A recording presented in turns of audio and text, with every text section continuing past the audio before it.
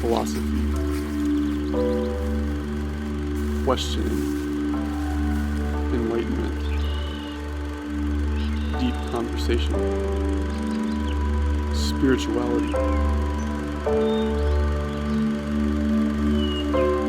This is the spiritual download.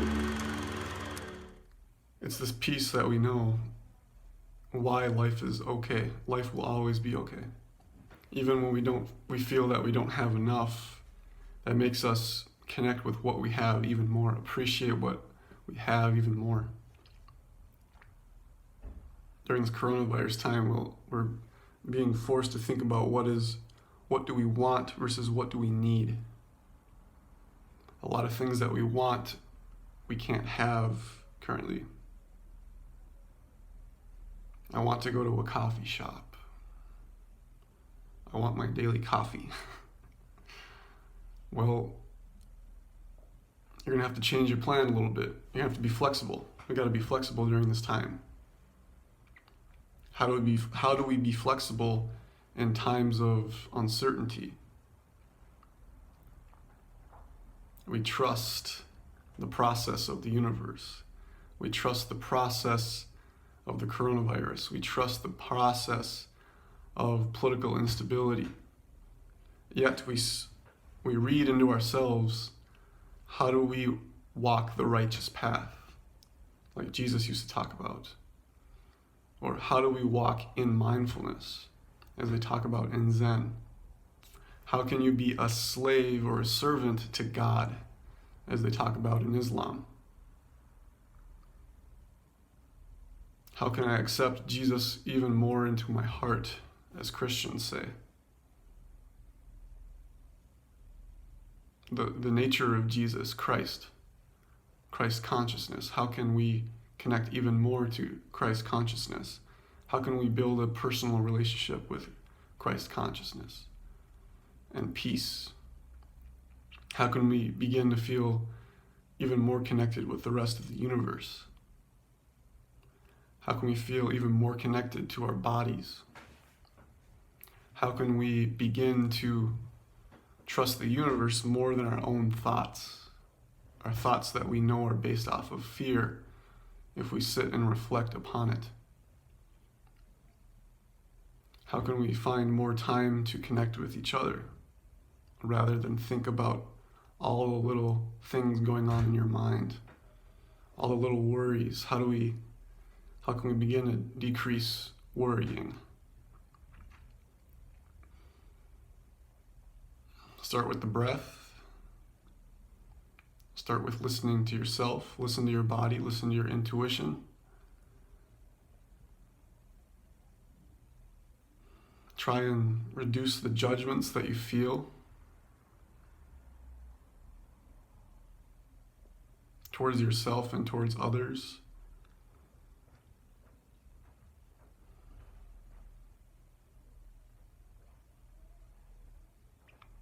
Stop doubting yourself. Stop believing that you aren't enough. Society will tell you that you're not enough, but the universe will tell you otherwise. The universe wants you to be exactly who you are.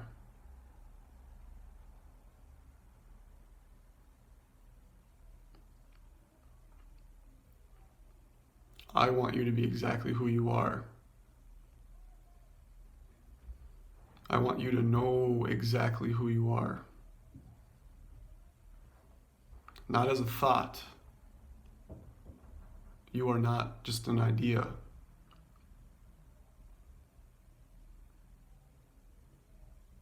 You are existence. You've never not been. You've never not existed.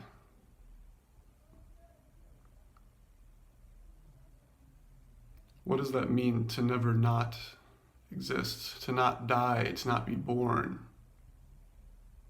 to always have been, to not even have been started, to have existed even before any sort of Big Bang?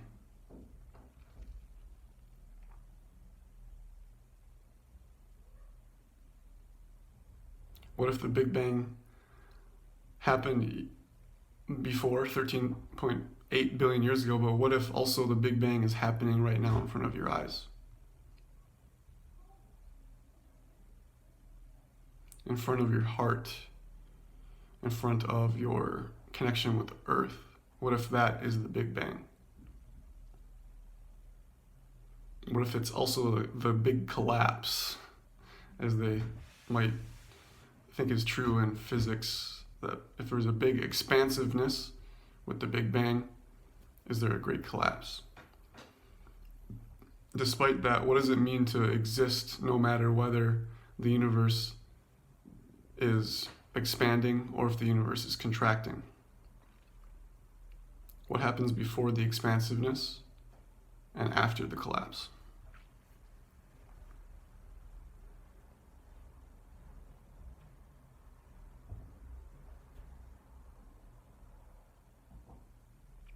What does it mean to be a particular thing, yet also be everything? Is that something that we can think about? Is that something that we can use our rational minds to comprehend?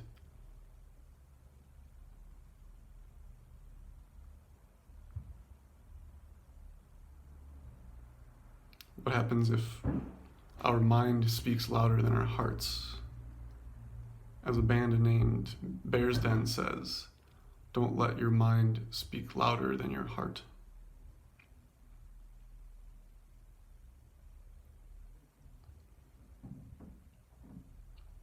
See your mind as a tool and not the driver of the bus of your life. You are not the driver of the bus of your life. Essentially, the bus of your life is being driven by nobody. It's being driven by God. Whatever makes most sense for you. But it's not your small self that's driving the bus. The bus of your life.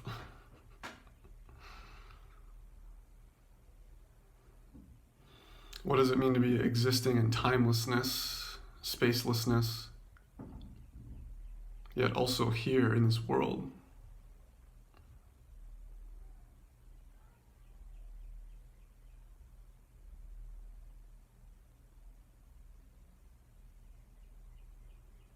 What does it mean to answer your own question? Or already knowing that the answer to your question before you even ask the question. Such as, what is true? What makes us happy? How can I be more enlightened? How can I reduce more stress? What if you know the answer before you ask the question?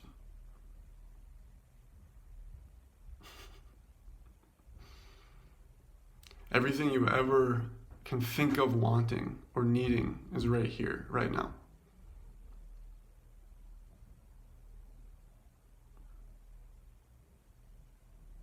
There's no need to seek for happiness outside of your heart.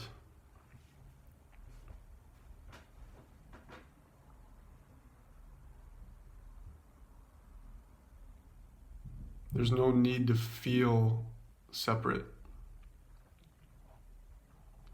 There's no need to give in to the fear of death.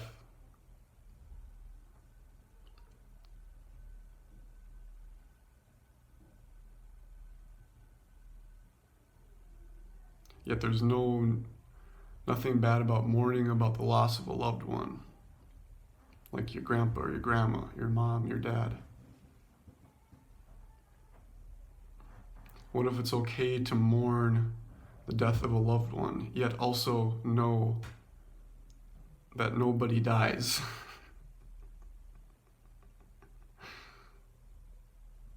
That death is another chapter in existence.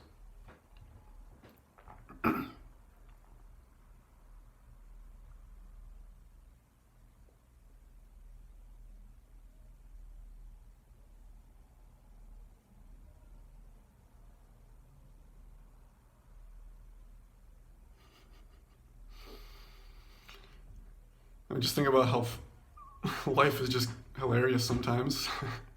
I mean, the fact, just kind of our imperfections and the little neuroses of human beings. They're closing down the bars. Where am I going to drink my beer now?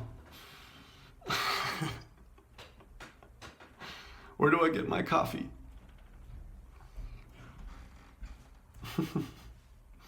What if the local barbershop closes and I can't have that haircut I always need, or I always thought I needed?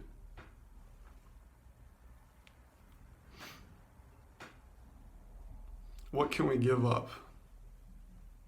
What do we put our happiness inside of or towards that we now know is ephemeral and won't last, as we have this new lens towards life because of the coronavirus age and the age of climate change coming up next?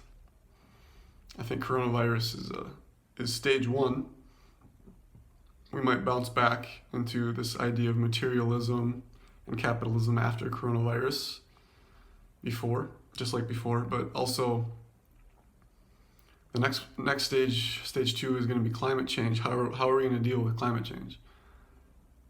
Are we going to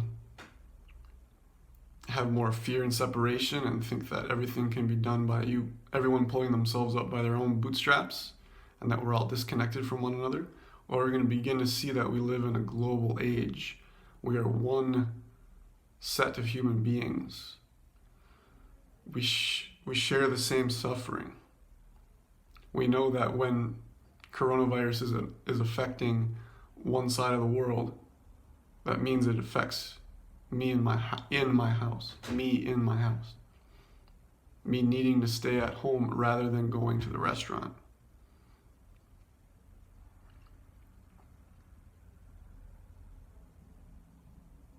We are literally and economically connected with everybody, politically connected with everybody.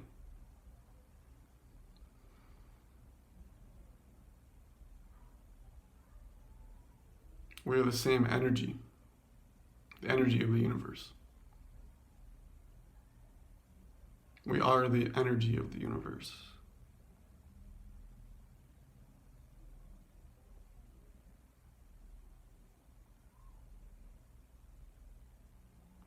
What does it mean to give up your life to God? What would that mean for you if you gave up the whole agenda of your life? Gave up your attachment to your career, the attachment to your house that you have, the attachment to some relationships that you may have, the attachment to food, unhealthy food or drink, cigarettes. Are you addicted to exercise and always looking at yourself in the mirror, judging yourself? How do we give that up? Are you willing to give that up for God, for what's true? Are you ready to become a servant of God?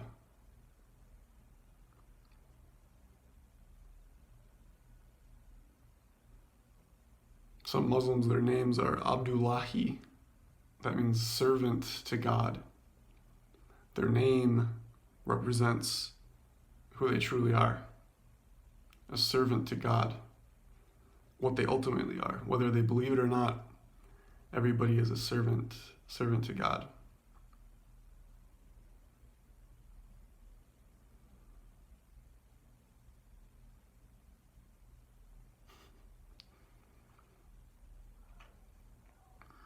Begin by loving yourself, loving exactly who you are without any preconceived notions, any judgments of good or bad. Who are you without any judgments of good or bad?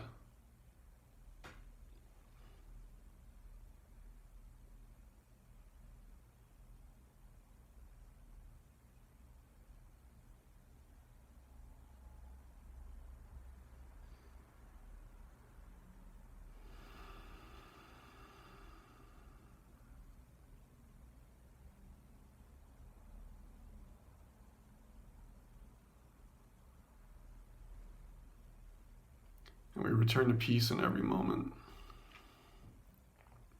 Returning to balance and equilibrium in every moment, every breath. The breath brings us back into the moment.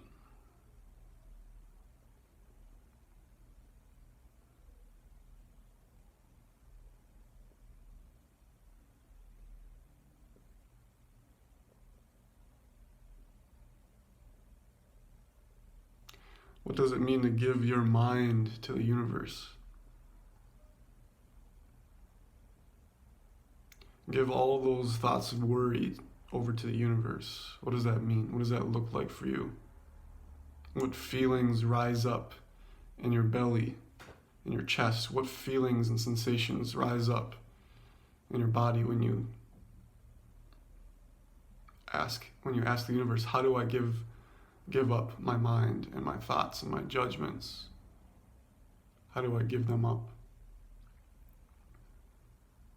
Then you ask, how can I relax a little bit more into everything I perceive? You relax into your own consciousness. What does that look like for you? How do you relax into your own awareness?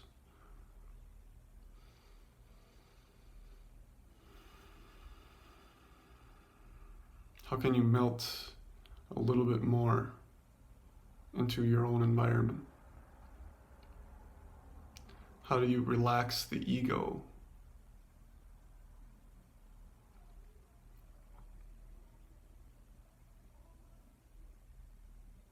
Do you need help from your higher self in order to relax?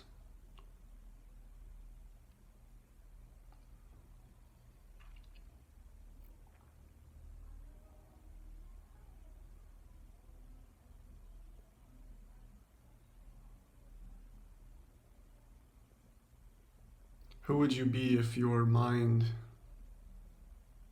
was given to the universe?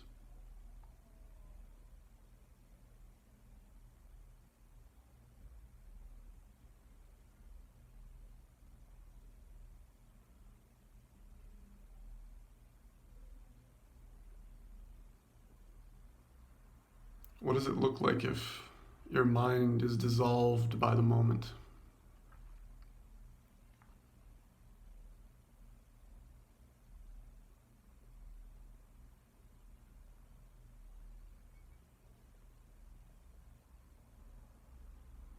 What would it look like to live with awareness in your heart?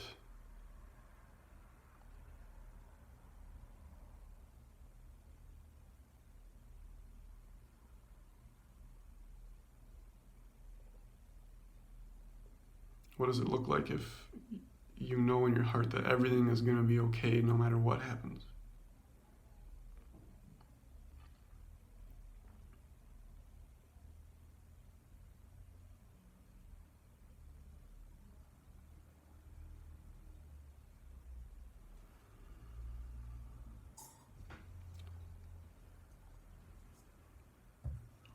I'm going to end with the bell.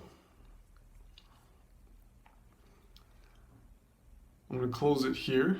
So my final comments are, we can get through the coronavirus by being a little bit more peaceful with each other. We can get through this by living a little bit more now and here, be a little bit more aware, and be less judgmental of ourselves and less judgmental of other people, especially the loved ones in our lives. People's mental psychology is unhealthy right now. A lot of people need mental health, emotional health, and spiritual health. My goal is to try and serve people in the way of emotional and spiritual health. So if you feel like you want to connect with me, you can email me. We can talk over Skype or something like that. Email me at kylehilding@gmail.com. You can check out spiritualdownload.org, or you can find me at Facebook, Kyle Eric Hilding. I'll finish the video with 5 strikes of the meditation bowl.